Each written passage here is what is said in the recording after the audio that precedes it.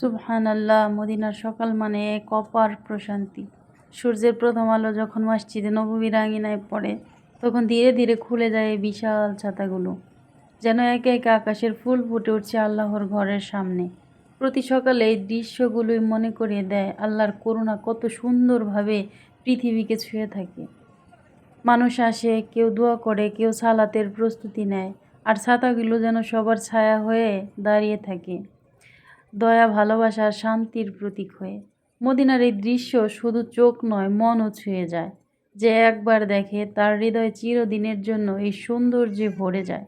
আলহামদুলিল্লাহ, এমন দৃশ্য দেখার তৌফিক আল্লাহ আমাদেরকে দিয়েছেন। মহান রবের কাছে শুকরিয়া লক্ষ কোটি। আমি দোয়া করি প্রত্যেকটা মুসলমানকে একবার হলেও মক্কা মদিনা নিজ চোখে দেখার তৌফিক আল্লাহ দান করুক। একবার হলে এই দৃশ্যগুলো দেখে চোখের তৃপ্তি, মনের শান্তি প্রত্যেকটা মুসলমান নিক। যাই হোক, আমার অনেক ভালো লাগে এখানে গেলে। মানে আমার জীবনের যত ভালো সময় আছে, সবচাইতে ভালো সময় এই মদিনায় কাটানোর সময়গুলো।